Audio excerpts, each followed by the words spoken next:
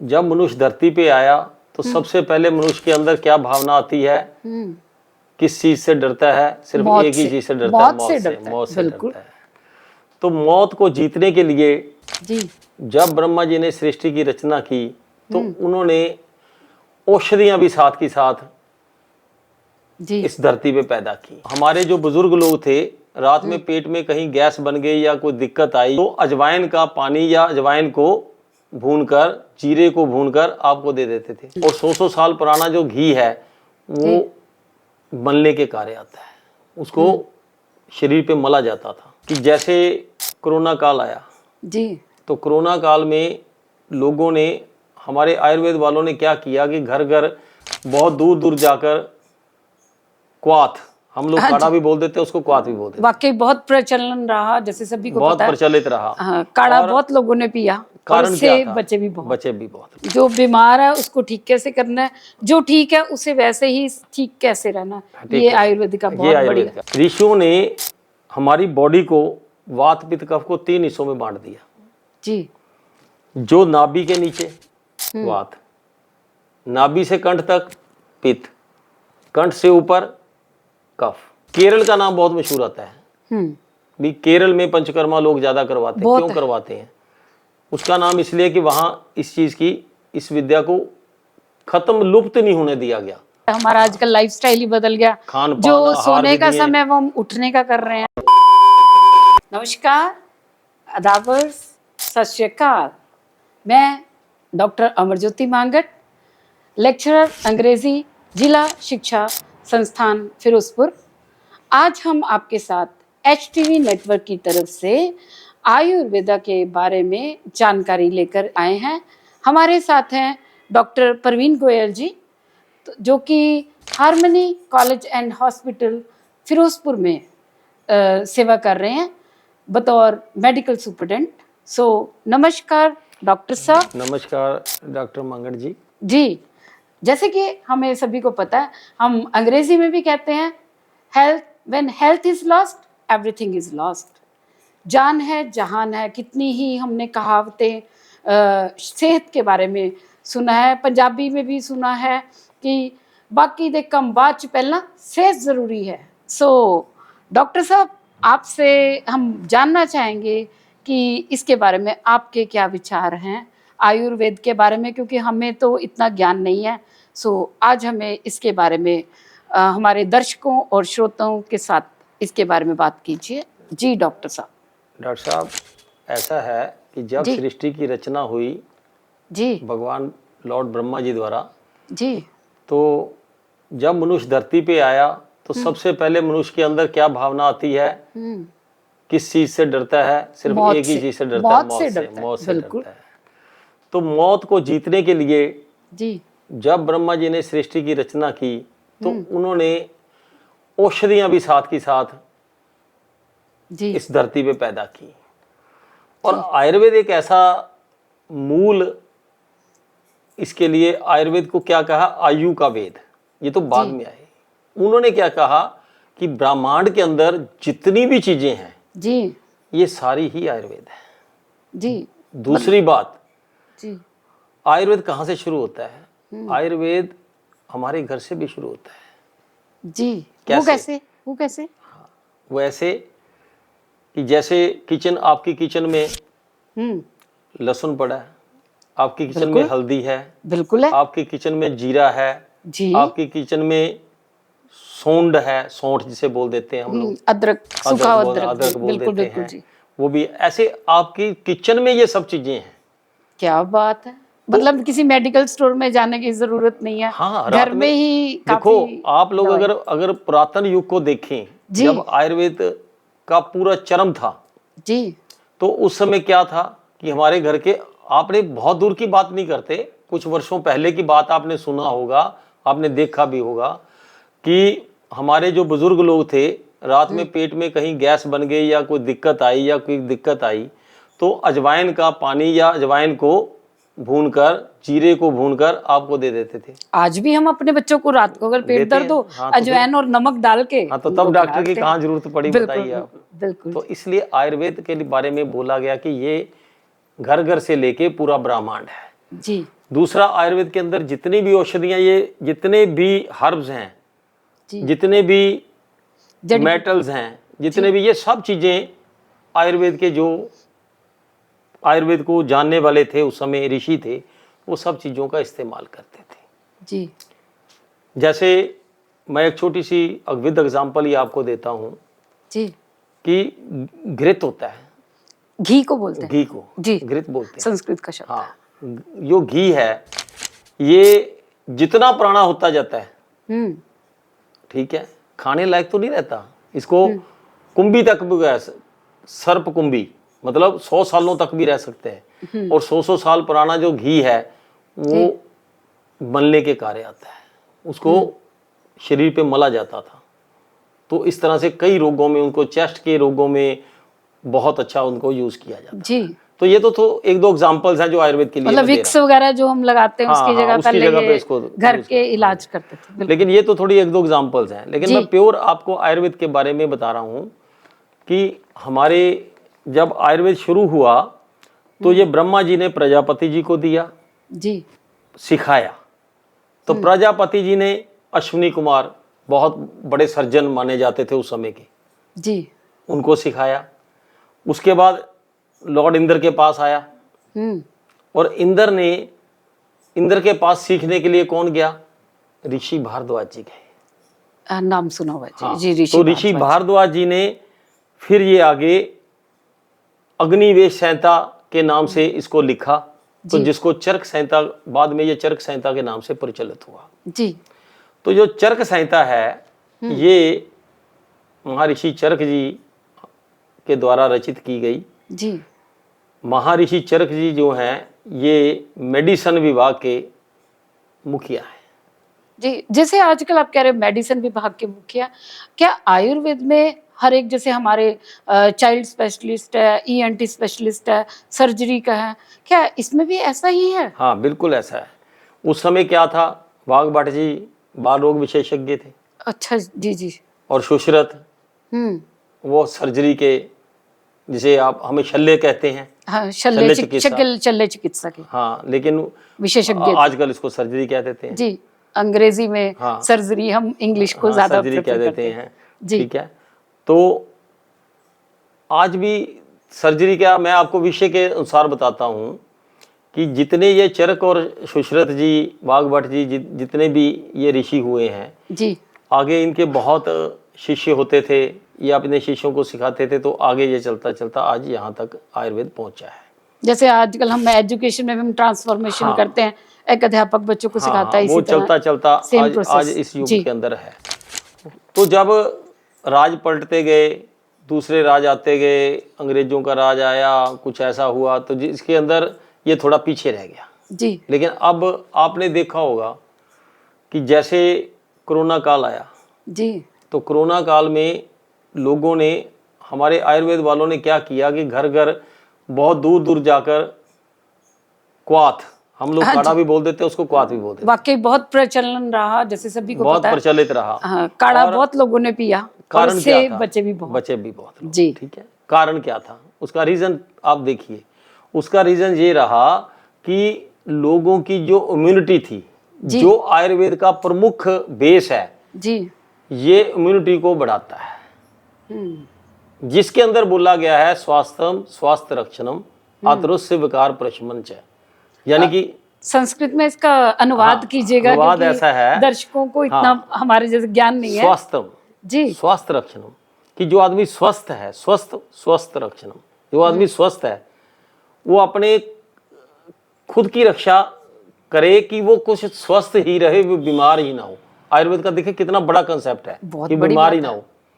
ठीक है, आतुर से, आतुर को मतलब आतुर कहते हैं रोगी उम्र को। सही रहे। हाँ, आतुर कहते हैं रोगी को। जी, और रोगी क्या है कि अगर हो गया रोग तो फिर उसको ठीक कैसे करना है, ये दोनों चीजें इसमें बताई गई हैं। जो बीमार है उसको ठीक कैसे करना है, जो ठीक है उसे वैसे ही ठीक कैसे रहना है, ये आयुर्वेद का बहुत बढ़िया है।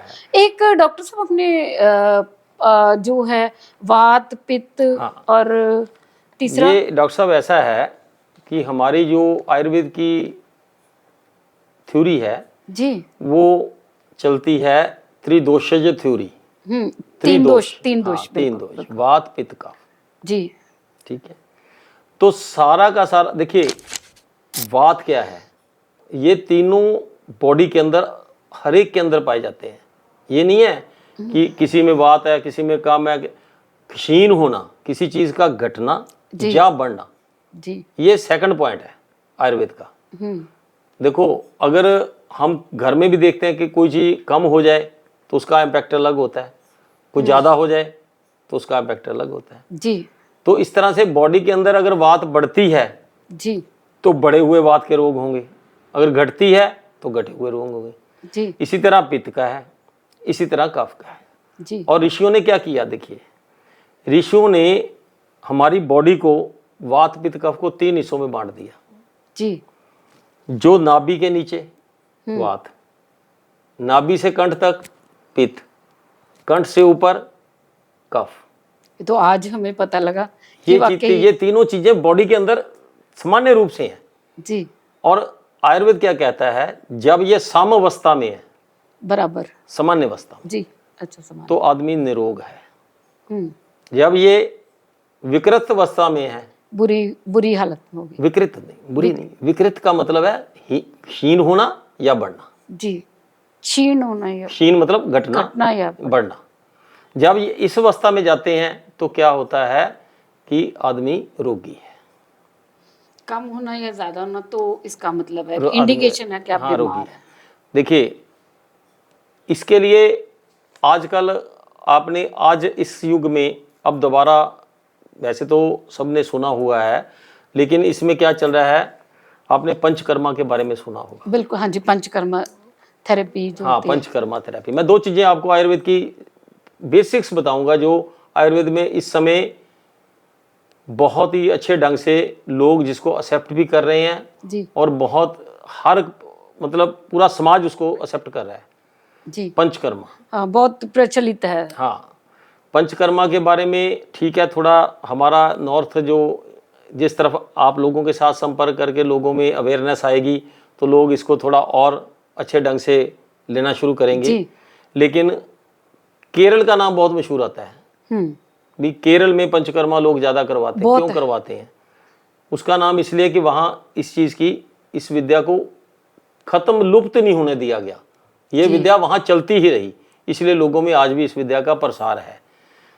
हमारे इस एरिए में दूसरी पैथीज का ज़्यादा प्रभाव पड़ गया, जिससे ये थोड़ा पीछे हट गया। लेकिन अब फिर लोगों के मन में जी, पंचकर्मा के बारे में दोबारा आना शुरू हुआ है। क्योंकि जितना किसी चीज का प्रचार होगा उतना ही प्रसार होगा। हाँ। यहाँ पे हमारे पंजाब में की बात कर रहे हैं या दूसरे अपने नॉर्थ एरिया में इसका प्रचार ही नहीं है, पता ही नहीं है हाँ, कि इसके क्या फायदे हैं, जैसे आप बताएंगे। हाँ, मैं आपको इसका फायदे बताता हूँ। जी, जैसे पंचकर्मा के बारे में क्या होता है, कोई तो कहे पंचकर्मा है क्या, लोगों को पता नहीं है। पंच तो पता लग गया, 5 कर्म मींस काम, लेकिन ये काम नहीं है। ये है हमारी बॉडी को प्यूरिफिकेशन, जी, प्यूरिफिकेशन ऑफ आवर बॉडी। देखिए कितनी बड़ी अलग से है कि चरक जी ने 2 तरह की चिकित्सा लिखी है जी। एक होती है संशमन चिकित्सा, एक होती है शोधन चिकित्सा। दोबारा बोलना नाम थोड़ा सा। संशमन जी, और एक शोधन। इनको थोड़ा सा हमारी आम भाषा में बताइए। जो शोधन चिकित्सा है जी, उसका मतलब होता है कि हमारे शरीर की शुद्धि करना जी, और संशमन होता है कि जो रोगी आ गया उसके रोग को ठीक करना। वही बात होगी, स्वस्थ और बीमार वाली वही। ठीक है नहीं? तो उसमें क्या है कि जो आदमी कहते, एक आयुर्वेद के अंदर एक बात लिखी हुई है जी, कि हमारे पास 2 चीजें हैं, रसायन और बाजीकरण। ये 2 औषधियां हैं जो शरीर को बिल्कुल फिट कर देती हैं। रसायन मींस केमिकल? नहीं, रसायन तो कैसे, केमिकल आप केमिकल कहेंगे ना जी। रसायन ऐसी चीजें हैं जो वृद्ध अवस्था के लिए बहुत ही कारगर सिद्ध होती हैं। जी, जब एज, ओल्ड एज आती है इंसान हर की, किसी पे वो तो एज फैक्टर हाँ, तो रसायन औषधियों के लिए एक अलग से हमारे आयुर्वेद के अंदर बताया गया है। जी, और दूसरा बाजीकरण औषधियां, जहां पे पुत्र उत्पत्ति में कहीं दिक्कत आती है या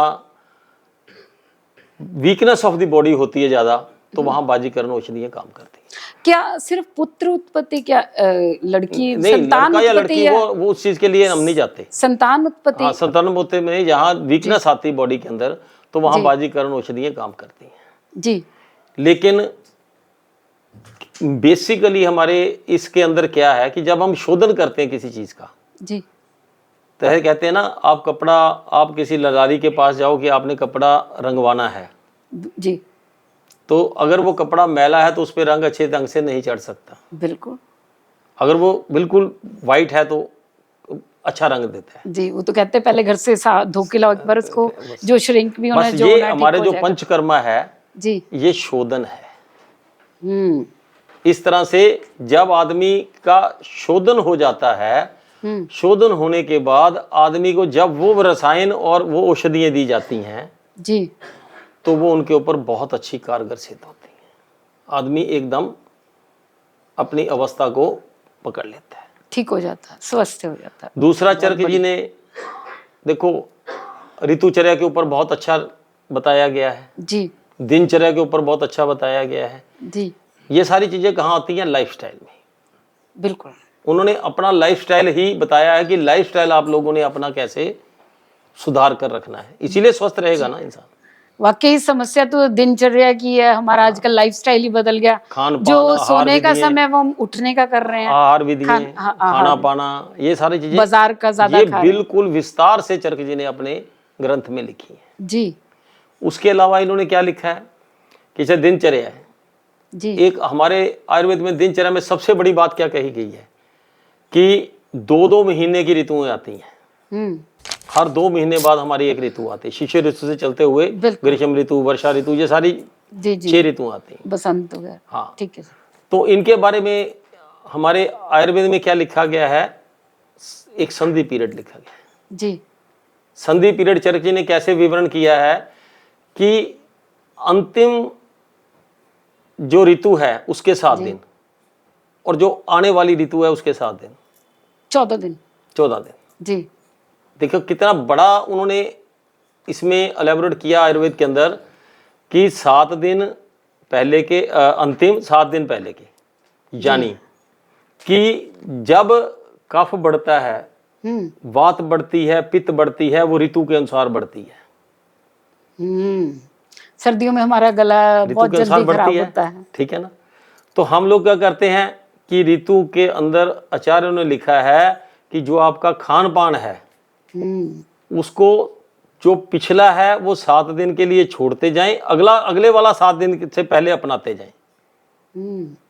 आहार विधियां, वहां पे उन्होंने आहार विधियों की चर्चा की है कि जो आहार आप इस ऋतु में ले रहे हो, ठीक है, जो इससे नेक्स्ट ऋतु आने वाली है, जैसे हमारे ग्रीष्म के बाद अब वर्षा ऋतु आएगी जी, ठीक है, तो अगर हम ग्रीष्म ऋतु में कोई आहार खाते हैं जी, तो वर्षा ऋतु में वो तंग करेगा,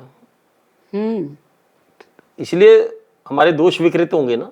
बिल्कुल। तो अगर हम इस ऋतु को खत्म होने, समाप्त होने से पहले ही 7 दिन हम इसका खान पान छोड़ दें और अगला खान पान अडॉप्ट करना शुरू कर दें, तो आप कभी भी अगली ऋतु में रोगी नहीं हो सकते। मतलब पहले ही तैयारी करने की जरूरत, मतलब सिर्फ यही मसला है कि हम तैयार नहीं होते, हम उसी चीज का लगातार सेवन करते रहते हैं, तो हम उसमें बीमार, उसमें उस दोष से हम लोग पकड़े जाते हैं और फिर हम 15-20 दिन उसी में निकाल देते हैं।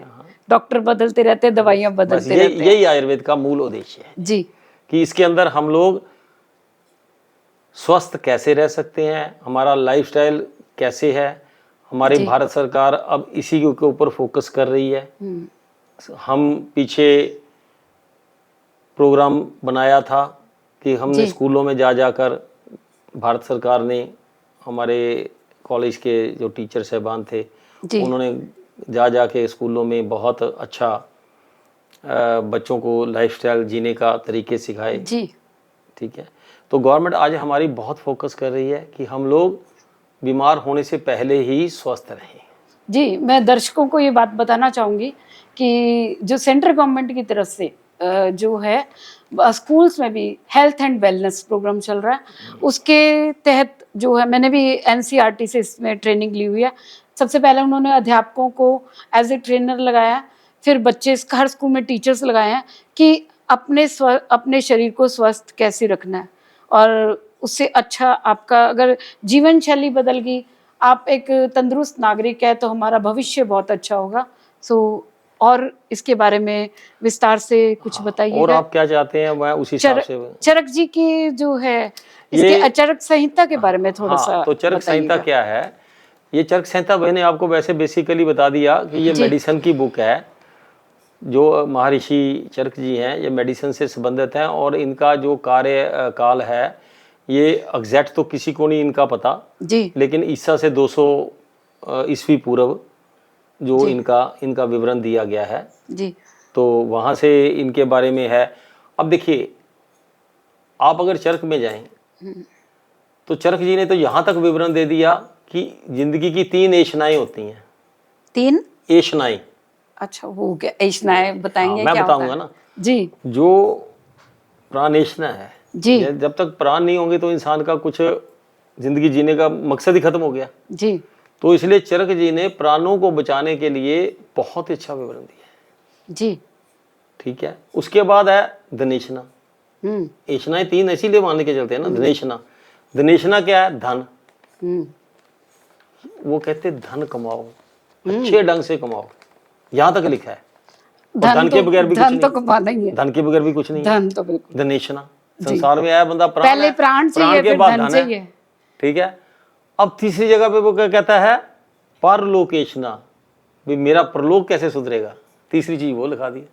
देखो आयुर्वेद में तो इतना यहां तक बता रखा है। भगवान का नाम लो जब वो कहते तीसरा परलोकेश, अपने परलोक को कैसे सुधारना आपने, यहाँ तक भी चर्चा। लोक सुखी है परलोक सुहेले वाली बात आ तो गई। वो वही बात है ना जी, इसलिए यहाँ तक लिखा गया है जी। तो ये चीजें, चरक इतना वास्ट सब्जेक्ट है कि हम इसको कुछ क्षणों में नहीं समेट सकते जी। इसकी लहरें इतनी दूर दूर तक हैं, इतनी लहरें, इसकी लहरें इतनी बड़ी हैं कि इसको समझने के लिए कई वर्ष लग जाते हैं। अगर इसको अच्छे ढंग से सीखा जाए तो जो जिसने चरक को अच्छे ढंग से पढ़ लिया, समझ लिया, वो आयुर्वेद का बिल्कुल आयुर्वेद के साथ चलेगा और वो अपने आप को कभी भी बीमार ही नहीं होने देगा। यहाँ तक ये मेरी गारंटी है इस बात। बिल्कुल, आजकल लोग काफ़ी अपने स्वास्थ्य के प्रति जागरूक हैं और अपना जो है खान पान वगैरह अपनी जीवन शैली में काफ़ी चेंजेस ला रहे हैं समय के साथ। सो जाते जाते आप दर्शकों और श्रोताओं को कोई संदेश देना चाहेंगे? मैं सिर्फ दर्शकों को यही कहना चाहूँगा कि अपनी जीवन शैली जो आजकल हम लोग गलत खान पान के रास्ते पे चल चुके हैं जी, उसको कंट्रोल करिए। जो मोटापे का कारण बन रहा है, दिन ब दिन बीमारियों का कारण बन रहा है, उनके ऊपर अपना अंकुश लगाइए जी। घर में कुछ भी बनाइए, घर में बना के अपना अच्छे ढंग से उसका सेवन करिए। और जैसे हमारे शास्त्रों में लिखा गया है कि वैसे तो बहुत से टिप्स हैं, आज इतना समय नहीं है, फिर कभी बात करेंगे जी। जैसे एक टिप देता हूँ कि आयुर्वेद के अंदर लिखा गया है कि दही कभी रात में नहीं खाना चाहिए जी। खा लेते हैं? हाँ, नहीं खाना चाहिए, ये लिखा गया है। तो अभिसंधि होता है जिसकी वजह से वो स्रोतों को बंद करता है, तो रात में हम लोग लेट जाते हैं उसके बाद, तो इसलिए ये एक टिप है छोटी सी जी। तो बाकी तो बहुत कुछ है आयुर्वेद में जी। हम धीरे धीरे अगर फिर कभी मौका मिला तो कुछ ना कुछ ऐसे फार्मूलेशंस भी सबके सामने प्रस्तुत करने की कोशिश करूंगा जी, कि जो उनको डेली उनकी लाइफ में उनके लिए अच्छे साबित हों, उनसे उनको लाभ मिल सके जी। तो ये आने वाले वक्त में अगर कहीं मौका मिला तो फिर आपके साथ रूबरू हुआ तो कोशिश करूंगा कि और भी अच्छे ढंग से लोगों के बीच में इस मैसेज को दिया जा सके जी। धन्यवाद। HTV नेटवर्क की तरफ से डॉक्टर प्रवीण गोयल जी, हम आपके बहुत शुक्रगुजार हैं। आपने इतना समय, इतनी जानकारी हमारे दर्शकों और श्रोताओं के साथ जो है साझी की है। सो शुक्रिया HTV की तरफ से। सो दर्शकों, फिर दोबारा मिलते हैं इस चैनल पे नए विषय, नए लोगों के साथ। तब तक रब राखा। शुक्रिया।